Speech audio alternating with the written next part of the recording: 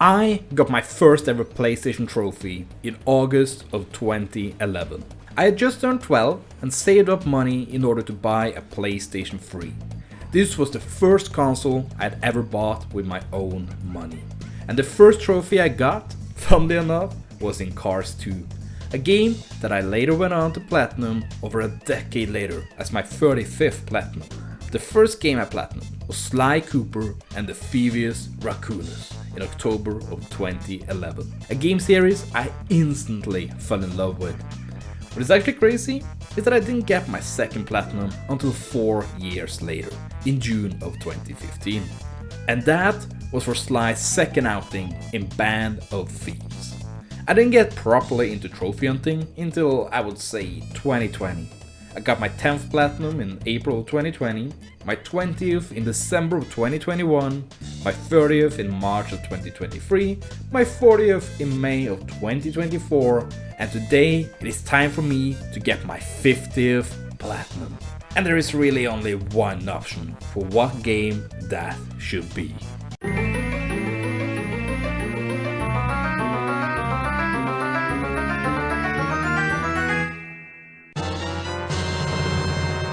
My 50th platinum will be for the final outing of the game series that started it all, Sly Cooper Thieves in Time. A game released on the PlayStation 3 back in 2013 and commonly looked on as a black sheep of the series. Let's just hope that this is better than the last game that was deemed the black sheep of the series. I'd only really heard complaints about it and how it killed the series. But I was determined to go into this with an open mind and just relive some nostalgia. As we start the game, I got a really important choice to make. Do I set the language to English, which would definitely be the best action for this video, or should I set it to Norwegian to get the most out of my nostalgia? And I'm sorry, dear viewers, my choice fell on the Norwegian voice cast. And let me just tell you that when I started the game and heard Erik Skjöld in the role of Sly, Trond Teigen as Bentley, Ove Christian O as Murray, and Lena Majeran as Carmelita, my smile broadened around my entire face. These four have voiced the cast in all the games that have had Norwegian voices, which is the second and third game. The first game did not have Norwegian voices, and they have killed it in every game. I saw some clips of their English voice actors and saw that they have had varying degrees of quality, so I'm therefore really happy that they have all been excellent here. Also, a fun fact is that the voice of Bentley is the same voice of Aladdin in the animated movies here in Norway. Trøbbel? Å nei, det er bare trøbbel hvis du blir tatt. Har deg! Tålmodig, Sly. Genier bruker den tiden de trenger, og nå er jeg I ferd med å kode et hackemesterverk. So save that for trivia night. Making our way through the tutorial, where we're gonna steal from an art exhibit in Paris, we get introduced to the law of Sly. When in doubt, you see those buttons? Actually, you'll find that they're context sensitive. Press B. And it will be all right. We see that there's a new map system where we can get an overview of the layout of the map. Not a feature I used a lot, but one that will be vital later on. You can probably guess why. We're introduced to some classic Sly, Bentley and Murray gameplay where they move pretty much how I remember them moving from Sly 3. Which I didn't mention earlier, but that game was my 7th platinum. So it has been a while since the last time was part of some Sly shenanigans, but so far I feel right at home. This level serves not only as an introduction to the Sly gameplay loop, but also as an introduction to some of the collectibles we will be on the lookout for in this journey. One such collectible is a Cooper mask hidden in the corner of the sewage system. There are plenty of other collectibles that we will get familiar with, but for now we have the first of many masks in this journey. For anyone that have played the first 3 games but not this one, you might be confused about what is going on. The third game ended with Sly getting a serious case of Ilya from Twilight Princess, but it turns out he faked it in order to finally live the peaceful life he wanted with his crush Carmelita. Of course, this didn't last as the call of the plunder got too big, and as we steal the sword, we also somewhat break up with Carmelita as she catches us in the act. No time to talk it out though, as we jump in the van that is now turned into a time travel machine and we hit the logo sequence.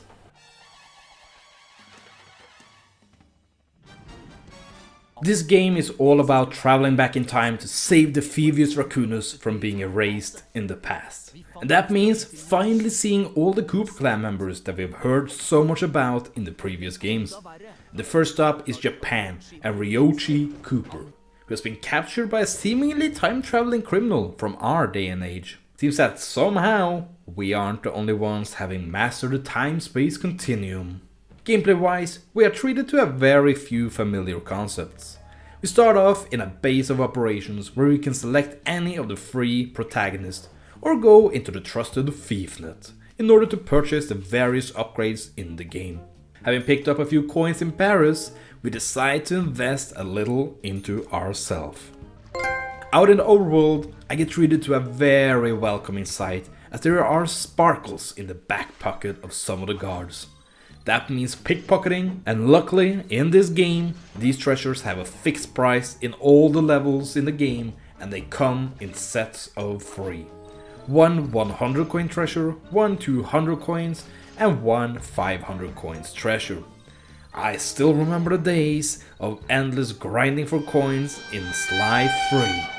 So the fixed prices are a welcome addition to the game, as I'm glad I didn't have to do needless grinding in this one as well. I also feel it's common courtesy that after you robbed someone blind, you also knock them out cold. So it didn't take me long to have stealthily taken out 15 guards.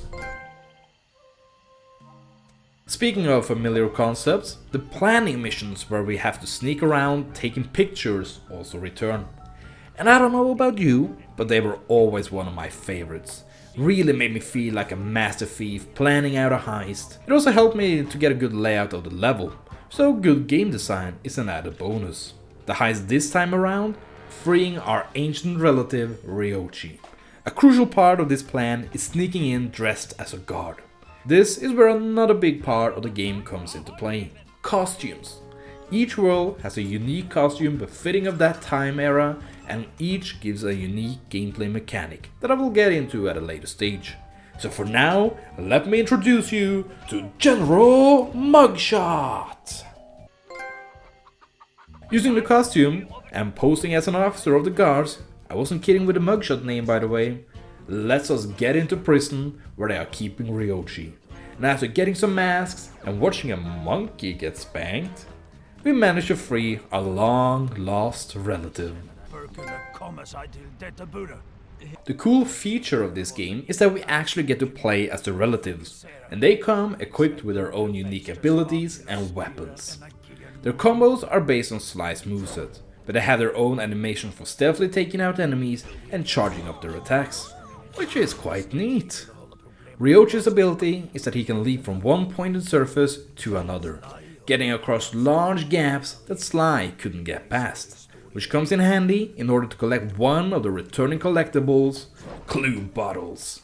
And with Ryoichi's help, we are able to collect all 30 of them and unlock this world's safe. The safe gives us a permanent upgrade, which as we will see in later worlds can really help us.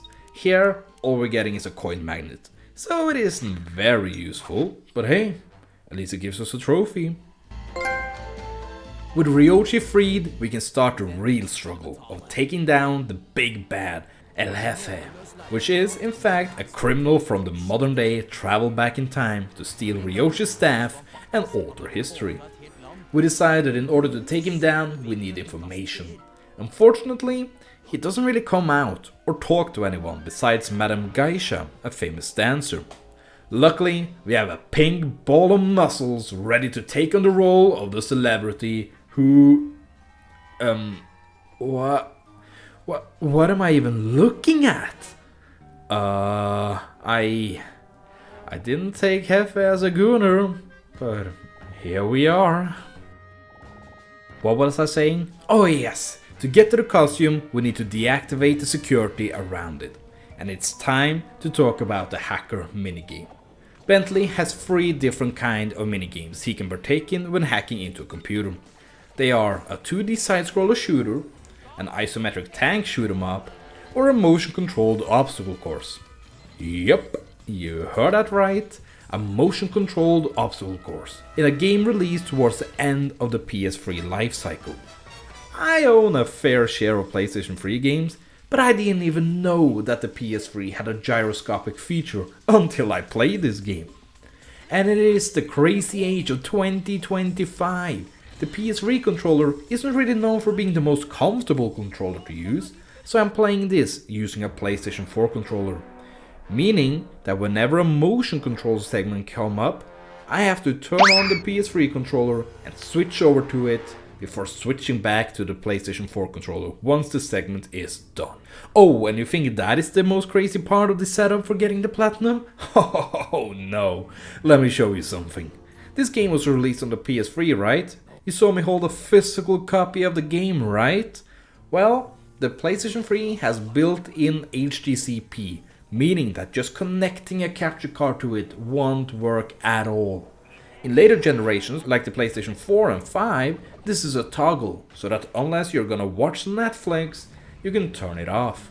Of course, you are watching me play the game, so how did I manage to bypass this, you might ask? With a tried and true method of using an HDMI splitter. One small problem though, all the splitters that I had looked at didn't support HDCP stripping. I even bought one that ended up not working, so I found the one everyone recommended, bought it, and discovered that it was an American model, meaning an American power outlet. So that meant, in order to not fry the splitter, I had to buy a power converter, since we are using a completely different voltage level here in Norway than you do over in America. So the final setup is a PlayStation 3 plugged into the wall, an HDMI going from the PlayStation 3 into the splitter. From the splitter, one HDMI goes into the TV, and one HDMI goes into my Elgato that is connected to my computer. The splitter itself is going into a power converter, and the power converter is plugged into the wall and converts 240 volts into 110 volts. This whole process is of course overseen by the Rubber Duck Council, praised be their names. I would like to note that I bought this setup for the sole reason of getting the platinum for this game. But hey, it now opens the door to making videos about my other PlayStation 3 games as well. So tell me in the comments down below which PlayStation 3 game you want me to platinum. That big tangent aside, we have now managed to get the security system down. And oh my god, what am I seeing? Cross-dressing Murray was not on my bingo card for this game. But who am I to judge, right? Before we can fully commence the takedown, we need some sushi to prepare some sedative drugs. And I am meant to use motion control here. I just didn't realize. Worked out pretty well though. Just took some time. Anyway, the plan can come to fruition, and unfortunately, Bentley's rundown of the plan has gone digital. Gone is the overhead projector with drawings and charm. Replacing it is the sanitized digital PowerPoint presentation. I miss the old style a lot. A lot of charm was lost here, but I guess we'll have to make do without it. After having gone through a beat 'em up segment, we can pick up the chase after El Jefe. And this is, I would say, one of my favorite boss fights in the entire game. Maybe even the entire franchise. The set piece and the gameplay comes together to capture the rooftop battles you would expect from a fight in Japan. A lot of complex moves here, but in the end, we prevail. However, we're not done yet in Japan, because before we use the sheriff star that was dropped by the blimp that just showed up to travel into the Wild West, we have some cleanup to do. Each chapter has one or more challenges, usually tied to a mission objective that will net a trophy. I thought we were about to set a precedence for some really tough challenges here, because we have to go through and beat El Jefe without getting hit once.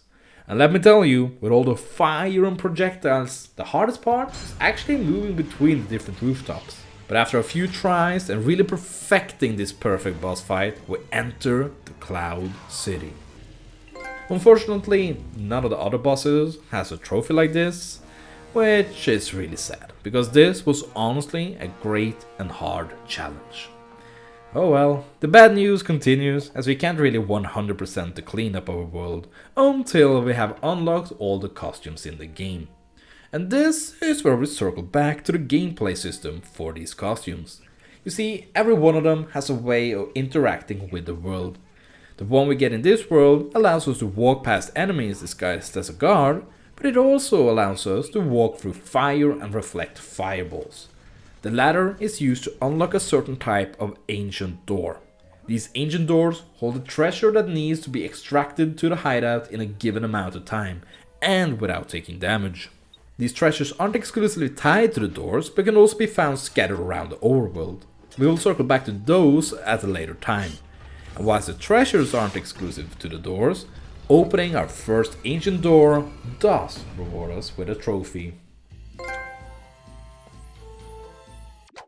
Like I so briefly mentioned, we are now in the Wild West, where our relative Tennessee Cooper has been caught by an armadillo from our time. And for the first time, Sly actually gets caught and put in jail. Even though this is voluntary and it's by graffitiing over some posters and delivering witty banter. That is in Norwegian, so again, sorry for that viewers. That means that this world's costume is the jailbird costume. That allows us to smash down walls with a comically large iron ball and allows us to balance over floor lasers Mario Galaxy style. Luckily without the motion controls that Mario uses. All of this in an effort to free Tennessee. And I swear it was unintended to have a Mario Galaxy reference in back-to-back Sony mascot videos. It just happened, it just made sense. It also doesn't take us long until our exploration in the West, and some use of a guide, has rewarded us with all the bottles, and therefore also the save of the world. It would also seem that switching between the PlayStation 3 and PlayStation 4 controller is causing some issues, as I couldn't manage to get control over Sly again after unlocking the safe, since you need to use motion controls in order to unlock it. A really unnecessary feature, but hey, it adds some immersion to it I guess. This world's trophy challenge comes in the form of a bar minigame, where Bentley has to serve some very thirsty patrons some of his signature mixture. We don't waste quality drinks around these parts, and by flawlessly serving everyone, all I can say is cheers! Tennessee Cooper is a gunslinger if there ever was one. And it seems that he has been taught by John Marston because he possesses the Dead Eye ability from Red Dead Redemption. By slowing down time, we can carefully aim and unload an entire revolver onto enemies or obstacles in our way. The literal definition of a one-man army. He also has these on-rail shooter segments that I found to be quite delightful. Also in this chapter, we see that it's not just us and the bad guys that have time traveled, no. Carmelita is here as well. Though not by her own wishes, no. She has been kidnapped and it's our job as honorable thieves to save our lovely lady. This mission is filled with enemies, or gun fodder as I like to call them, because by utilizing the Dead Eye, or crack shot as it's actually called, we manage to take down 10 enemies in 65 seconds.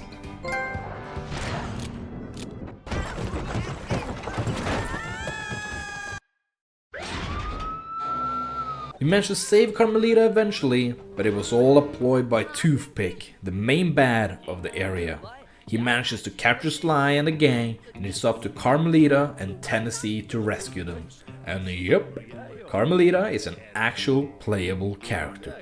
It is a joy to finally play as her, though I do wish that she would have started with some of her signature abilities, like the insane moon jump she has done in previous games. But that is a nitpick, because this is a fun character to finally be able to play as in free roam, and we can buy those upgrades later, so it's not really a worry at all. We of course manage to rescue the gang, and Sly gets a not so warm welcome from Carmelita. I guess being lied to doesn't go down well with your significant other. Taking notes for the future on that one. But we learn that Carmelita was captured by the main villain and sent to the past as a result. And now we need to stop Toothpick and get back to our world. In order to do that, we need to take control of the railway system. This plan is split into three. We need to win a boxing match, which turned out to be more of a free-for-all than a one-on-one. We then need to beat this disgusting sleazeball of a wolf in a shooting contest. I mean, yuck! Talk about portraying a perverted, cocky old person perfectly. I felt so uncomfortable listening to this guy. Luckily, Carmelita put him in his place. Sly then needs to get the final key by winning a race, which was more of an obstacle course than anything else. With control of the railway, we need to infiltrate the train. Here we need to go through another 2D side-scroller Bentley hack. But this time I make sure to avoid all the upgrade blocks in order to beat the minigame without leveling up once. On the way to Toothpick we need to get back our car that was stolen. And it's guarded by the same rats we saw back in Paris during the present day. And in order to make sure that I was on the right track of having all pickpocketable items, I spent some time here farming items until I got them all 3 possible items that they could have. Now all that stood between us and a ticket home was Toothpick himself. And I wish I could tell you about this great boss fight that accompanied him, but compared to El Jefe, this was a big letdown. We need to utilize the big air horn to get an opening to push him into the furnace and beat him up. Rinse and repeat until he was down. Making sure to pick up all health possible, because I swear some of these wind attacks were impossible to dodge. Probably why doing this hitless was not a trophy. We have our Back to the Future 3 moment and almost tumbled to our deaths. But luckily, we have a memento of Guru, one of the characters from Sly 3. This memento saves us, but it also ultimately sends us back to the Ice Age, an age where somehow, and I will say luckily, a villain from our age has entered as well. The magnificent Grizz, that ends up being my favorite villain of the game. Even crazier is that there is a relative of ours here as well, the founder of all the Coopers. On our way to Grizz's place, we find some shinies in the back pockets of a guard, and after having grinded out all the rat treasures in the last mission, this ends up being our 10th one. So we are on track as of this point in the game. After getting this world's costume, the Sabertooth costume, we can leap onto these decoy enemies as well as actual enemies. All in an effort to save this relative that we so aptly name Bob. For some reason the trophy pops as we see him and not as we save him. It's weird, and that's why this weird cut was there. Gotta love some out of order clips to make the narrative flow better. After Grizz, the failed artist turned criminal, came here, he has started stealing all the pterodactyl eggs, putting Bob out of a job. This in turn has turned Bob depressed and out of shape. Murray takes on the responsibility of training him up again, and the best gosh darn mission of the entire game takes place here as we get him back into shape, Rocky style. You know I love a trophy montage, and this game gave me a montage baked into the game. By balancing, unfortunately using motion controls, playing baseball, sumo wrestling, penguin dodging and bonking, all without missing a single beat, Bob is so back.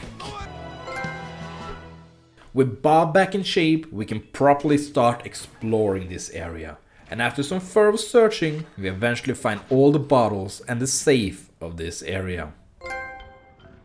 As we are running around looking for bottles, I'm also finding plenty of treasures all around the world. I might not be able to get them all until I have all the costume, but I have been chipping away at it, and I now have 20 of them. Back in the story, we are entering the parts that I did not like at all. This chapter's big thing is redoing Murray's storyline that we saw in Sly 3. Murray's insecurities about only being a muscle guy and feeling like Bob is taking his role. Which is so stupid. We basically addressed this entire plot point in the last game.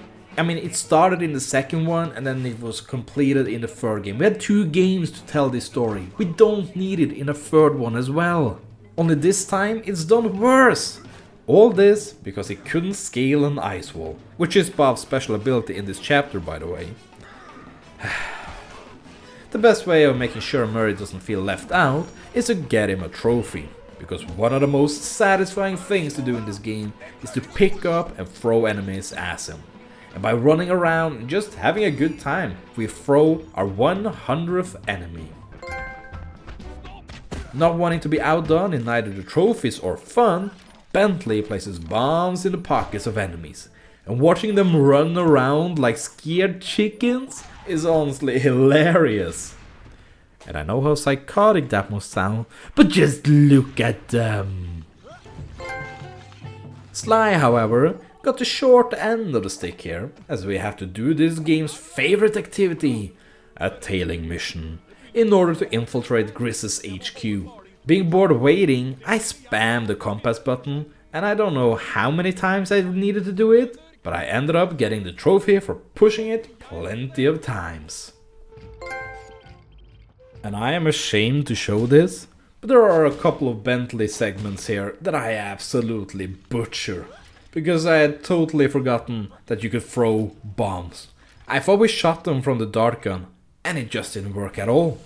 This is especially noticeable in the final stage, where we have to do some tricky jumps to bypass the throws. I will say though, that I did try to check the menu to see if the controls were listed anywhere, and all I found were some for Sly and his relatives.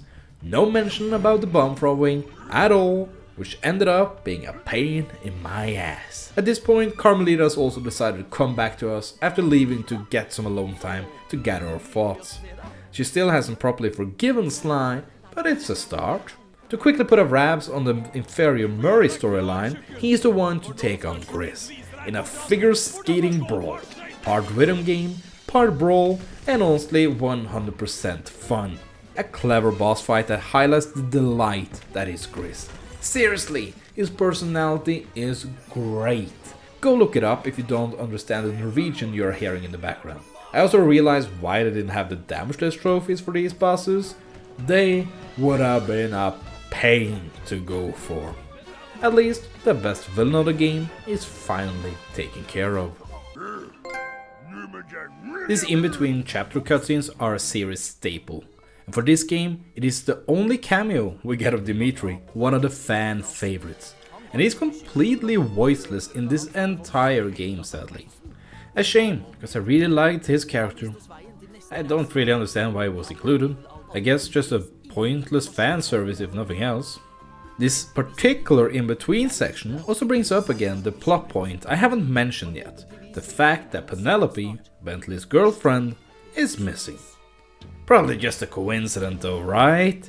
Not some ominous foreshadowing or anything like that. Our fourth chapter takes place in the medieval times, the home of Sir Galef Cooper, who is being used as the court jester in a land overtaken by robot baboons with really great personalities. In the jailbreak of our relative, we get the archer costume, probably the most utilized costume in the entire game, and one we have seen opportunities for since the first world. It allows us to create tight ropes for us to walk on, even rewarding us with some cash if we manage to hit bullseye. Infiltrating the circus and giving the high wire act of the century reunites us with our relative. This man is a hothead, ready to leap into action at any point. Can see where Sly gets it from now. Unfortunately, his ability is an ability that we also have access to. The slingshot jump that for some reason they nerfed hard for Sly in this chapter to justify the existence of Galef's ability. Luckily, with Galef in tow and utilizing the clockwork eyes that we got as a save reward from the previous level, that allows us to see all the bottle locations on the map, we are able to collect all 30 bottles in this level. Galef gets to have some time in the spotlight as he is needed for a trophy. This chapter has a mid-chapter boss that we need to take down. A big fire-breathing machine that is on the top of a high tower. In order to get up there, we need to sling ourselves precisely onto moving platforms, dodging fires, running on treadmills, and timing power jumps to get to the top. All of this needs to be done in under 90 seconds.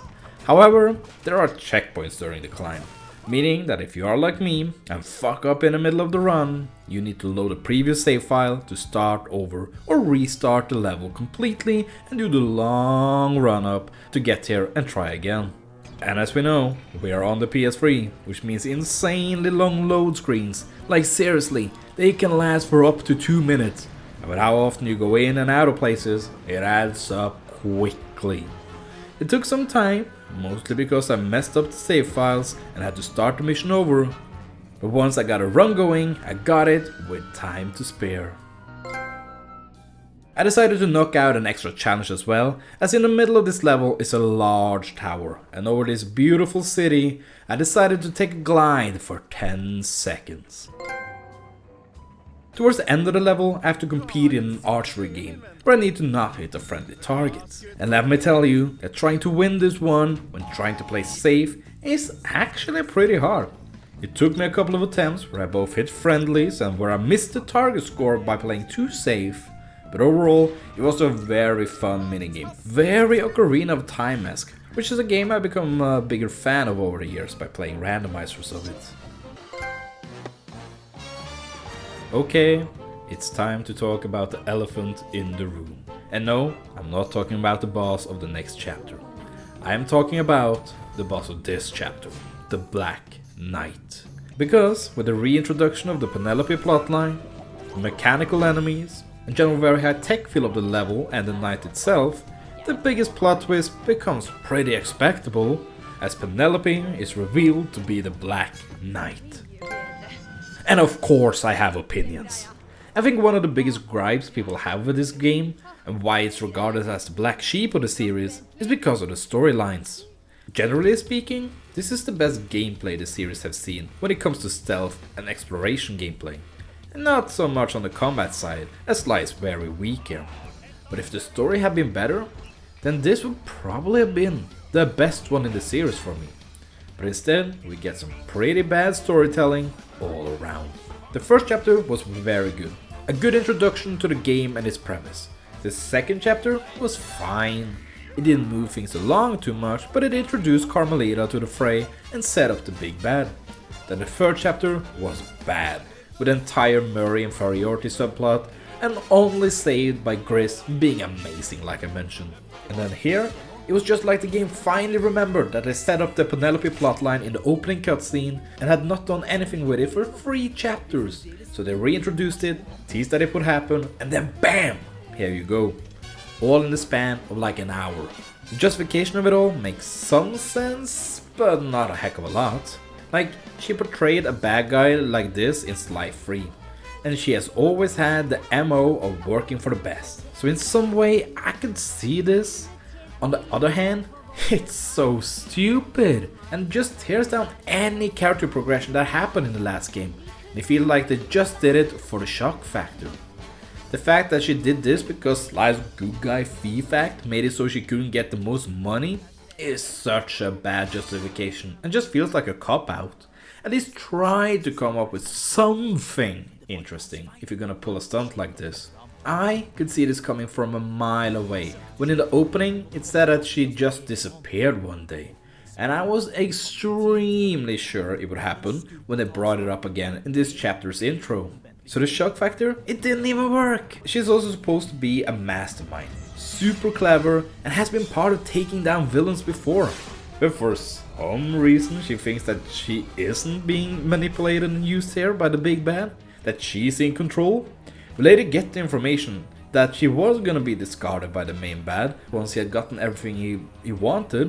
And I think everyone watching this knew that. So the game insults her intellect and insults ours as well. Like, we can see how this would pan out from a mile away. Overall, it's a very bad execution of a generally very bad idea. At least the boss fight is good. We start with Murray, channeling his inner Rico. Kaboom! Yes, Rico. Kaboom. And blowing up the bridge. Then Sly channels his inner Legolas by defying the laws of the universe, rapid firing arrows into this massive machine. Everything accumulating, with Bentley getting out of his depression from finding out your girlfriend is a supervillain and beating her in a machine versus machine fisticuff fight. And whilst Bentley get over his depression, I will never get over this cursed image of Bentley without his shell. Our final chapter is in Arabia, and the Tales of the 40 Thieves. This is also where we finally get a good look on our main antagonist. He is here visiting his quote-unquote girlfriend, Miss Decibel. She's a classical music enjoyer, and a highlight from this chapter, I would say, is our plan to plant a bug in her office. Our brilliant plan is to start blasting heavy metal. Because as we all know, heavy metal is the bane of classical music. And watching Bentley rock out is such a peak visual. Anyways, Miss Decibel is also from our time, and she has gotten a trumpet stuck in her trumpet when she was younger, giving her the ability to play mind-altering tunes, which she uses to make the noble thieves forge royalty documents for Le Paradox, so that he can alter history and become filthy rich in our modern day. Honestly, as villain plan goes, it's right up there as one of the smartest ideas I've ever heard. Let's not think too much about the time continuum paradoxes that can occur. We got enough of that in the last game we platinumed. This is also where our ancestor Salim al-Kupar is located. He was part of the 40 Thieves and are now approaching retirement. And you will think that a thief that was wanted would be in better hiding than just chilling in a boat like this. But hey, we had to use DNA seeking binoculars to find him, so maybe for this stage it's actually that easy to hide away. Now that we found all of our ancestors, I think it's quite nice how each of them holds some characteristics of Sly himself. Ryochi has honor, Tennessee has the flirtatious nature, Bob has tenaciousness, Galef has a hot-tempered leap into action mindset, and Salim has the dry humor. Together, they have all the characteristics that make Sly who he is. And I think that as a game all focus about the ancestors, that is absolutely the right way of doing it and portraying these ancestors. Suffice to say, I'm a big fan of all of these characters. Seeing as this is the final proper chapter of the game, we finally get to montage some trophies. Because once we have pickpocketed the free items from this region, we have pickpocketed them all. It also means that we have the ability to purchase the last item from ThiefNet. After we stolen 3 big rubies and brought it to a shady shopkeeper, we also unlock the thief costume that allows us to slow down time, making us the ultimate thief and completing our full wardrobe. With the final costume in hand, that makes the process of collecting the final bottles and unlocking the final safe a breeze. In our attempt to bring Le Paradox and Miss Decibel down, we have to distract some guards in order to break down the door leading to their hideout. Murray, gotten a taste of the cross-dressing life back in ancient Japan, volunteers as the role of a belly dancer. Unfortunately for him, we have since then been joined by Carmelita. And what do you want me to say here? Someone's furry is showing as we get Carmelita shaking both belly and booty in this belly dancing segment. What is even worse is that we have to perfect this, because we can't miss a single note, or else we start over. Which the first time I do, ends in disaster, as I physically need to shake my controller. And we've already gone over how I play this game. So once I change my controller, I still have a hard time. This rhythm game is hard, or I'm just terrible at rhythm games. It's probably the latter part. A good 15 minutes later, and the jaws of the guards are on the ground. And the horn dog that he is, Salim stays behind to keep an eye on Carmelita as we get the door open. What's up with every ancestor trying to steal Slys' girl? There really is no honor among thieves. We soon catch up with Miss Decibel and Le Paradox as they are about to set sail for modern day, with the forged papers in hand, and time is running out. It seems like the horn dog couldn't goon for too long, as both Salim and Carmelita is captured. Salim is let go because they only wanted his staff, but Carmelita is gone. Meaning that my big glorious plan of doing a giant cleanup run before finishing the game just went down the drain. Because Carmelita has the trophy she needs to get back in the Ice Age that I never went back for. So the climatic platinum pop once we beat the game, we just have to stay a dream. Wanting our revenge for ruining our platinum dreams, we face Miss Decibel in a multi-stage boss battle, but there are some actually hard rail grinding segments. but it's all worth it as we are treated to a banger of a boss fight. Makes sense, since she is something of a musical snob herself. But that isn't enough, and just like that, Miss Decibel is defeated. But we are too late. Le Paradox is getting away, and I almost feel bad for this poor elephant, as she is literally thrown out by Le Paradox and left to be thrown in jail. Since we don't get a cleanup, it's time to just rush straight into the final confrontation with Le Paradox. He has stolen all the Cooper stuffs. Even Sly has been captured as he tried to save Carmelita and walked straight into a trap. In order to get the stuffs and Sly back, we have enlisted the help of all our ancestors. Everyone gets a segment dedicated to their strengths. Some even get to pick up a few Cooper masks around the level. Once we've gotten their staff back, we can send them back to their age. Even Murray gets into the action, fighting alongside some of the ancestors. It all leads up to us getting to Sly, freeing him, and a final epic showdown can occur between Sly and Paradox. The culmination of 4 games must end in an epic way. Right? Right? Final bosses is one of the things these games always nail. Right? Unfortunately, the final boss is a quick time event. Yup, you heard that right. A quick time event. The big culmination and the final note of 4 games of build-up falls flat on its ass. And it doesn't evolve into anything else. Even when I thought we would get a second phase, it was just more quick time events. A tragic way to end, made even worse that we ended on a cliffhanger. The ship is blowing up, and since the ship is a time machine, that means that it could be lost in time.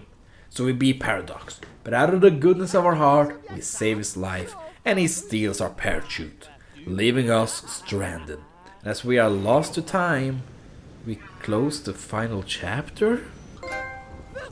And it turns out we really are closing the final chapter, because even as we get a teaser for a potential DLC set in Egypt after 100% completing the game, this is the last we have seen of Sly. There was a movie teased a few years back that never amounted to anything, and in today's gaming landscape, it seems there is no space for the Blue Raccoon and his friends, which is a shame, because this was my first love on the PlayStation, and he will always hold a special place in my heart. So for now, all I can do is dream and wish that we will see this character make a return to our home consoles. But whilst I wish on a new game, we still have a few trophies to get to, so let's finish our 50th Platinum in style. One thing I haven't really mentioned are the hideouts that each world has. They of course have a lot of personality, and they showcase stuff like all the treasures collected, the costumes Sly can wear, the time machine that allows us to retry missions and go back to previous levels, and a game corner. This game corner has an arcade machine that Murray is always trying to repair, and it has a tabletop tennis table where Sly and Bentley are having a rally.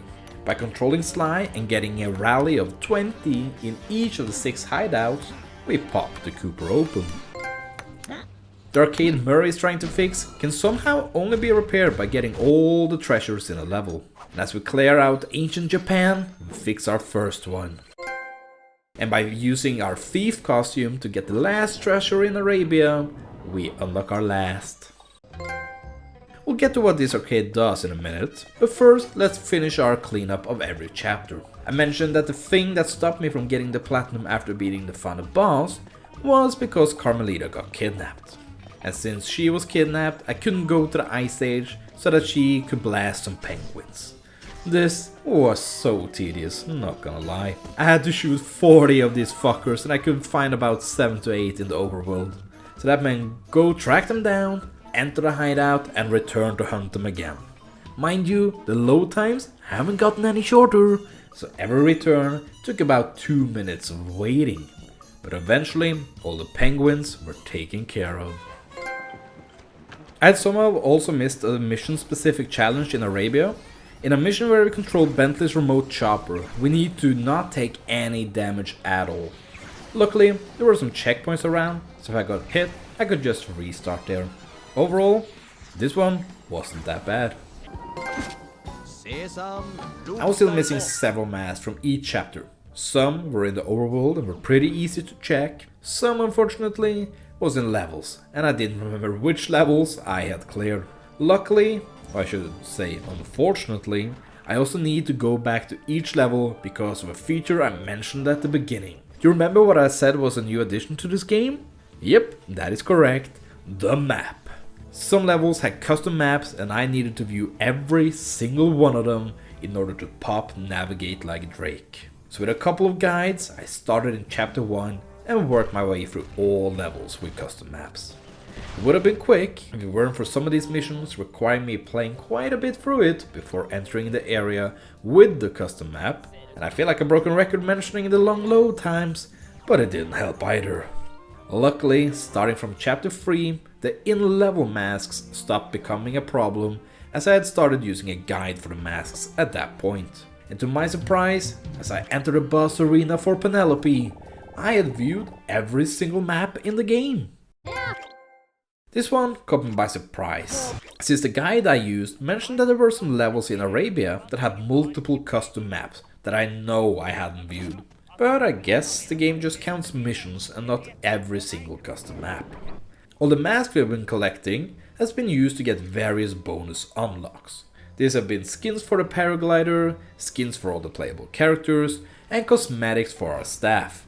And by using a familiar weapon and hitting a box to spawn some bolts, we're done with all the overworld trophies. And no, I didn't forget to mention getting the trophy for getting all masks. You see, we are missing a few. The arcade machines that are fixed by getting all the treasures holds a hacking minigame. These are the ultimate challenge and harder than the minigames we get during the story. The first one is the 2D side-scroller, and I feel the difficulty ramping up, because now it isn't just about getting through it, now it's about getting the high score, which means shooting as many enemies as possible and avoid getting hit so we can keep our best weapons to have an easier time doing so. This is also where we learn that there is a secret pathway in every arcade machine to get one of the Cooper masks. I had to lock in, but I did manage to put NPO on the top after a while.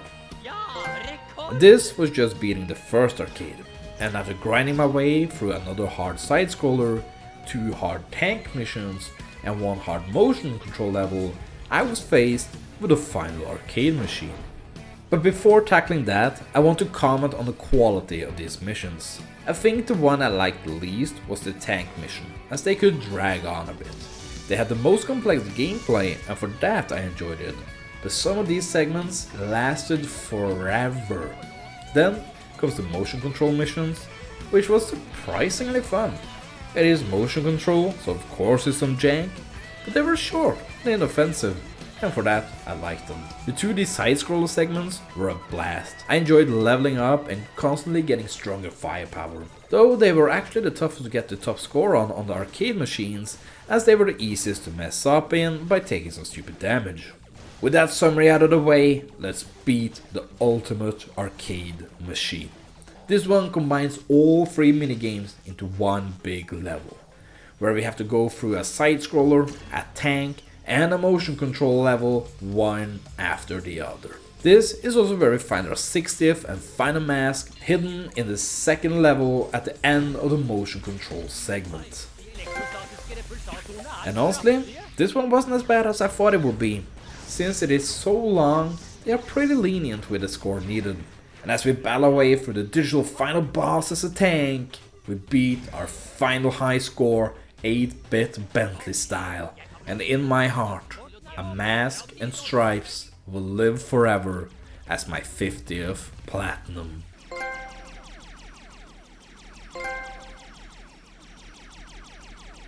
And there you have it. Our journey for 50 platinums is over. And as such, the journey for 100 can begin. This one was a blast.